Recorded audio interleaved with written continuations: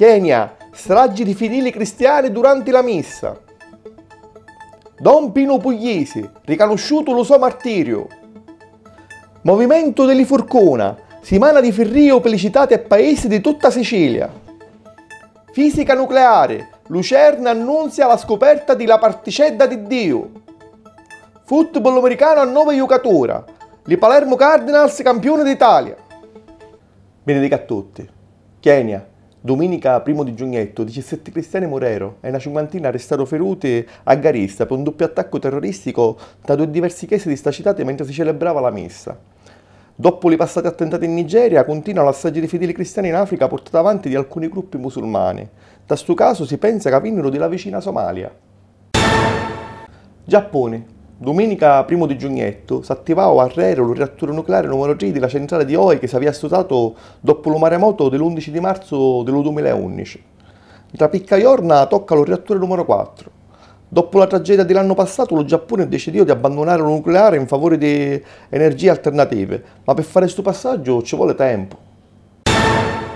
Lo 28 di giugno, Papa Benedetto XVI incontrò il cardinale Angelo Amato, prefetto dello collegio per le cause dei santi, e autorizzò il decreto dello martirio di Don Pino Puglisi, ammazzato dalla mafia il 15 di settembre del 1993, davanti alla sua casa, vicino alla sua parrocchia di San Gaetano, nello quartiere di Brancaccio, in Palermo.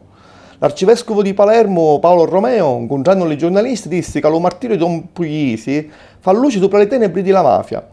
Sti 19 anni non passarono a Matola per chi sa seguire l'esempio di Padre Puglisi, rinnovando la nostra vita. Lo passato 30 di giugno, in talagio comunale dello Palazzo San Domenico, lo comitato di base No MUOS di Modica organizzava un evento chiamato Fermiamo il MUOS. Questa iniziativa nasceva per informare più persone possibili che nel territorio di Niscemi, lo Dipartimento della Difesa degli Stati Uniti d'America sta mettendo un sistema di comunicamento di satelliti in alta frequenza chiamato MUOS. Da poco di associazioni della società civile denunziarono pubblicamente che l'alta frequenza dello MUOS è assai pericolosa per la salute dei dirigenti di tutti i paesi che si trovano vicini. Lo passato giovedì 28 di giugno, lo movimento delle Forcona fece parte di leggera una caravana di persone che in capo alle proprie macchine a cominciare a ferriarsi la Sicilia per il grano 2000 km.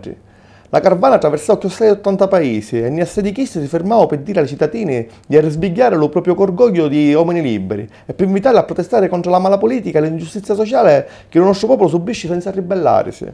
Inoltre Mariano Ferro, capo del movimento delle Forcona, annunziava che lo giorno 8 di giugnetto le Forcona hanno a bloccare l'autostrada Salerno-Reggio di Calabria per dare a costare un altro cotolone alle politici che anche oggi ignorano i diritti del popolo siciliano. A maggio la disoccupazione tra i giovani arriva allo 36,2%, lo dice l'Istat nel suo documento mensile. Praticamente un picciotto di 3 cerca travaglio. La disoccupazione totale è scendita sempre a maggio dello 0,1%, ma pigliando come riferimento l'anno è più alta dello 1,9% rispetto allo 2011. Roberto Maroni fu eletto segretario della Lega Nord per ghigliata di mano allo quinto consiglio dello partito che si fece allo forum di Assago sabato 30 di giugno e domenica 1 di giugnetto. I militanti accogliero Umberto Bossi con un'ovazione, ma ci furono pure chi che gridavano un nome di Maroni per polemica. Bossi in tal suo discorso disse che le ladre sono a Roma e non dalla Lega, mentre l'europarlamentare Francesco Speroni criticava Napolitano e disse che allo presidente non ci piace la democrazia. Finalmente si scopriva la particella di Dio, o bosone di Higgs. L'annunziava Lucerna di Ginevra lo passato mercoledì 4. Erano decine d'anni che si cercava di catturare questa particella prevista 48 anni darrere dello fisico teorico Peter Higgs, che non poteva evitare di piangere per l'emozione durante la conferenza di presentazione.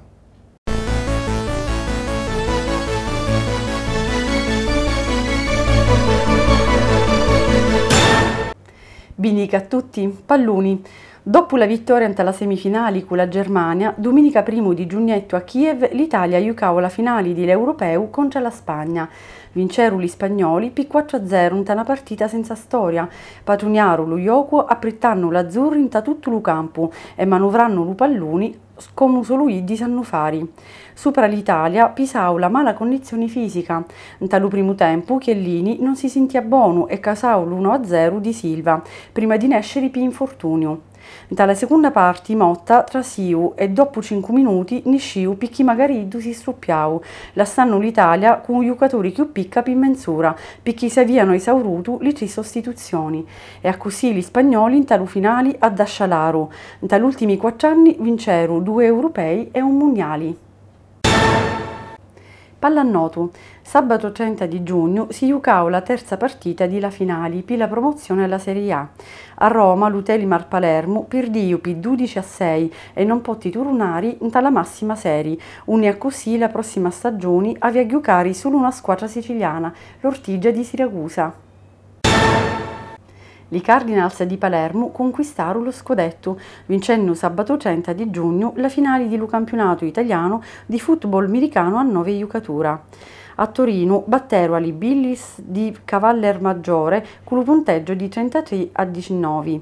Lo quarterback palermitano Nicolò D'Amico vincì il premio come meglio giocatore della finale.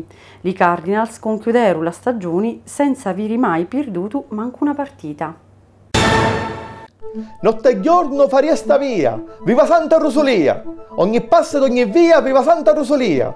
Assai sono la bagnata e i canti che accompagnano il 388esimo festino di Santa Rosolia, che si tiene dall'11 all'17 di giugnetto e che è ricco di manifestazioni religiose.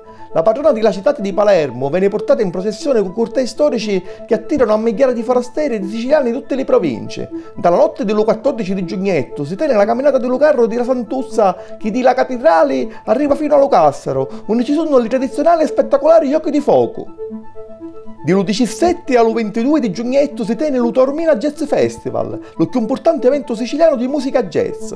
Dalla villa comunale di Taormina per 4 giorni si promuove lo jazz come espressione d'arte celebrando gli standard tradizionali e le innovazioni di stu generi musicali. Singolare e curiosa la festa della neve che si tiene a Polizia il 15 di giugnetto. Lucai di Polizia organizza un'escursione alla nivera naturale della Fossa della Principessa, onde l'antica tradizione dice che i cristalli di neve si servono fino all'estate perché lo ghiaccio si impertusa tra le fossette della terra, onde la temperatura resta costante per tutto l'anno. Sono previsti tastamenti di granita fatta con la neve fresca delle Madonne. Questo è tutto questa settimana. Ci vediamo il prossimo venerdì. Salutiamo!